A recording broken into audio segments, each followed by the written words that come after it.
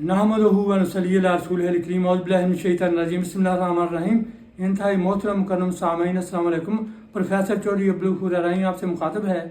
तो आज मैं एक नज़म पढ़ने वाला हूँ। नज़म का उन्वान है माँ दा प्यार।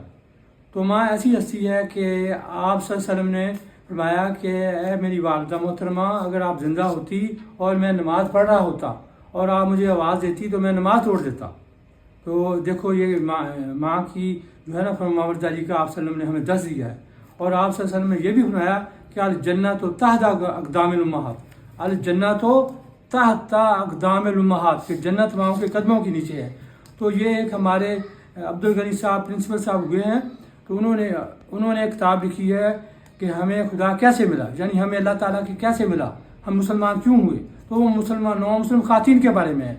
वो कहती हैं कि जब हमने आपकी सल्सल्लम की हदीस मार्का पढ़ी ना कि अल जन्नत तहता अक़दामिल उम्महात, कि जन्नत माओं के कदमों के नीचे, वो कहती है हमें झूम उठी, यानी हम बहुत ज़्यादा खुश हो गई।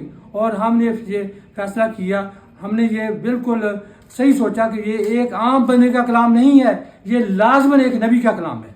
और नबी कौन है? खातमुन नबीय्यीन हज़रत मोहम्मद सल्लल्लाहु अलैहि वसल्लम। तो उन्होंने फिर इस्लाम को पढ़ा, कुरान का तर्जुमा पढ़ा और वो मुसलमान हो गई। और वो हमारी खातिन से बेहतर मुसलमान है, बेहतर पर्दा करती हैं और पूरे इस्लाम पर अमल पैरा है और इस्लाम तेज़ी से फैल रहा है। टोनी ब्लेयर ने कहा था कि एक वक्त ऐसा आएगा ना शहजादा चार्ल्स ने कि यहाँ का वज़ीर आज़म जो होगा ना बरतानिया का, वो भी होगा मुसलमान होगा। तो ये बात दुरुस्त है। तो मौजूदा वज़ीर आज़म ने एक आर्टिकल खुफिया लिखा था, वो लीक हो गया। तो उसमें वो इस बात का अफसोस का इज़हार किया कि इस्लाम तेज़ी से फैल रहा है, इस्लाम को हम नहीं रोक सकते, तेज़ी से फैल रहा है, वो नहीं रोक सकते, फैलता रहेगा। तो ये माँ की हस्ती ये है। तो इसके बारे में ना मैं हुआ ये था कि मैं बता दूं कि वो किसी माँ के ना बेटे ने उसके यहाँ जो है ना डंडा मार दिया, तो लहू बह रहा है, उसने अपने लहू बहने की परवाह नहीं की, तो वो बेटे के पीछे रोटी लेकर आ गई, क्योंकि बेटा स्कूल दौड़ आया था। तो ये माँ नज़म सुने, तो उसने अपने माँ का प्यार। एक दिन बैठा मैं स्कूल सी पढ़ा रहा, बूहे उत्ते आके कमाई सदा मारिया। एक दिन बैठा मैं स्कूल सी पढ़ा रहा, बूहे उत्ते आके कमाई सदा मारिया। कोलों दे गया मैं छड्ड अपनी पढ़ाई नूं, आन के सलाम किता मैं उस माई नूं। कोलों दे गया मैं छड्ड अपनी पढ़ाई नूं, आन के सलाम किता मैं उस माई नूं।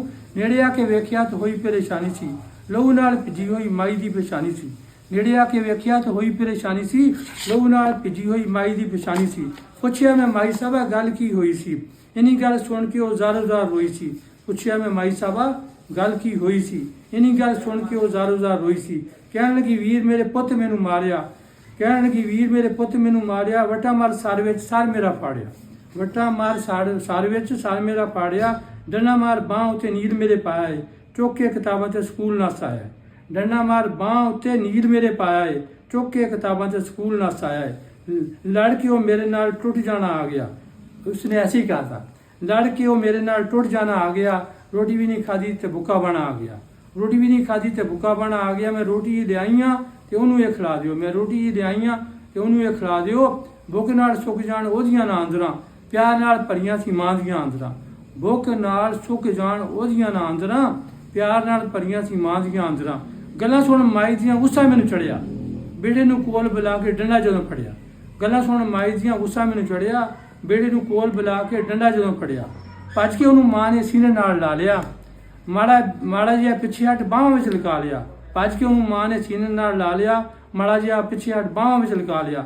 हथ बन मेरे अगे ममता दी मारी मां, कहण लगी मास्टर जी हुण इहनू मारी ना। हथ बन मेरे अगे ममता दी मारी मां, कहण लगी मास्टर जी हुण इहनू मारी ना। दुनिया तो वखरा मां दा प्यार है, लखां दुख सह के औलाद तो नसारे। दुनिया तो वखरा मां दा प्यार है, लखां दुख सह के औलाद तो नसारे।